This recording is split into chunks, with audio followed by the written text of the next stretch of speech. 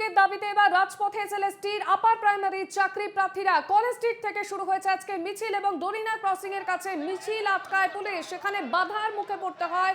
Police বাধা দিলে পুলিশের বিক্ষোভকারীর সঙ্গে ধস্তাধস্তি। ইতিমধ্যেই আমাদের সেখান থেকে রয়েছেন প্রতিনিধি দেবরাজ হালদার। আমরা সরাসরি চলে যাব দেবরাজের কাছে। দেবরাজ, কি পরিস্থিতি সেখানের, কি ছবি? দেখো, আপার প্রাইমারি চাকরি প্রার্থীরা দীর্ঘ 10 বছর ধরে তারা বঞ্চিত, এমনটাই তাদের দাবি। আর সেই কারণে তাদের কিন্তু প্রথম দফার কাউন্সিলিং হলেও এখনো কিন্তু দ্বিতীয় দফার কাউন্সিলিং হয়নি, যার কারণে তারা রীতিমতো রাস্তায় নেমে এসছে। এবং আমি দেখাবো যে আপার প্রাইমারি ইতিমধ্যে যাদের মেধা তালিকাভুক্ত রয়েছে তাদের অবিলম্বে নিয়োগ চায়, কারণ দীর্ঘ 10 বছর ধরে তাদের নিয়োগ প্রক্রিয়া আটকে রয়েছে। এবং তারা দাবি করছে যে কাউন্সিলিং প্রক্রিয়া এখনো পর্যন্ত তাদের যেহেতু প্রথম দফার হয়েছে, এখনো দ্বিতীয় দফার কাউন্সিলিং প্রক্রিয়া বাকি, সেই কারণে কার্যত তারা রাস্তায় নেমে এসছে। এবং দীর্ঘ সময় ধরে তারা কিন্তু রীতিমতো আন্দোলনে, কখনো বা কোর্টে, কখনো বা রাস্তায় নেমে এসছে। এবং অবিলম্বে তারা আর কোনো প্রতিশ্রুতি নয়, দ্রুত তাদের নিয়োগ দিতে হবে। এবং তুমি দেখতে পাচ্ছ কার্যত রাস্তা প্রায় অবরুদ্ধ করে রেখে দিয়েছে, কারণ দীর্ঘ সময় ধরে তারা যেহেতু বঞ্চিত, তাই দ্বিতীয় দফার কাউন্সিলিং অবিলম্বে দিতে হবে। আমি একটু কথা বলবো যে আপনারা তো দীর্ঘ 10 বছর ধরে বঞ্চিত রয়েছেন, কি চাইছেন, দ্বিতীয় দফার কাউন্সিলিং নাকি অবিলম্বে স্কুলে যাওয়া? দুটোই চাইছি। দ্বিতীয় দফার কাউন্সিলিংও দরকার, যারা ওয়েটিং রয়েছে তাদের জন্য সেটা অবশ্যই দরকার। প্রথমত যাদের অলরেডি কাউন্সিলিং হয়ে গেছে তাদের অবিলম্বে জয়েনিং দরকার। অবিলম্বে কথাটা বহুকাল ধরে বলছেন সরকার, তো অবিলম্বে বলতে ওনারা কি বোঝাতে চাইছেন সেটাই আমরা আজও পর্যন্ত বুঝে উঠতে পারলাম না।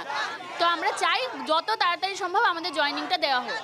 একদমই, তুমি শুনতে পেলে, যত দ্রুত সম্ভব তাদের নিয়োগ দেওয়া হোক, আর দেরি নয়। কারণ সরকার কিন্তু বারবার দ্রুত নিয়োগ দেওয়ার কথা বলছে, কিন্তু দ্রুত নিয়োগ দেওয়ার কথা বললেও দীর্ঘ 10 বছর ধরে তারা কেন রাস্তায় পড়ে রয়েছে তা নিয়ে কিন্তু তারা সোচ্চার হয়েছে। এবং তারা রাস্তায় নেমে তারা আন্দোলন করছে, শুধু আজকের নয়, দীর্ঘ সময় ধরে তারা আন্দোলন করতে দেখা গিয়েছে কলকাতা রাজপথে, কখনো বা কোর্টে, কখনো বা কলকাতা রাজপথে। এবং তুমি জানবে যে কলকাতার হাইকোর্টে ইতিমধ্যে তাদের বিষয়টা বিচারাধীন রয়েছে, তবে তাদের কাউন্সিলিং প্রক্রিয়া অংশগ্রহণ করতে কোনো বাধা নেই। তাহলে কেন স্কুল সার্ভিস কমিশন দ্বিতীয় দফার কাউন্সিলিংয়ের নোটিফিকেশন কেন দিচ্ছে না তা নিয়ে কিন্তু তারা সন্দিহান। তাই তারা যত দ্রুত সম্ভব সরকারের কথা অনুযায়ী তাদের অবিলম্বে নিয়োগ দিতে হবে। আমি আরও কয়েকজনের সাথে কথা বলবো। আপনাদের নিয়োগের ব্যাপারে আপনারা কথা বলছেন, দীর্ঘ 10 বছর ধরে রাস্তায়, কি বলবেন?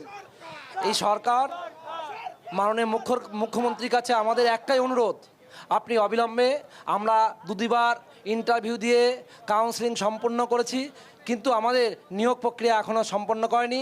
এবং কাউন্সিলিংয়ের জন্য দ্বিতীয় যে কাউন্সিলিং হবে তারও কোনো বিধিনিষেধ নেই, মানে মানা নেই। তবুও মাননীয় নিয়োগ প্রক্রিয়াটা এখনও চালু করছে না কেন? একদমই, দ্বিতীয় প্রক্রিয়া, নিয়োগ প্রক্রিয়া দুবার ইন্টারভিউ দিয়েছে তারা। দুবার ইন্টারভিউ দেওয়ার পরেও তারা কিন্তু রাস্তায় নেমে এসেছে এবং তারা এখনো পর্যন্ত নিয়োগ পাচ্ছে না। কেন নিয়োগ পাচ্ছে না সেই প্রশ্ন নিয়ে তারা কিন্তু কলকাতা। অন্যদিকে চাকরির দাবিতে এবার রাজপথে আইসিডিএস সুপারভাইজার, চাকরি প্রার্থীরা এবং সল্টলেক শৈশালী ভবনের সামনে রাস্তায় বসে অবস্থান বিক্ষোভে চাকরি প্রার্থীরা।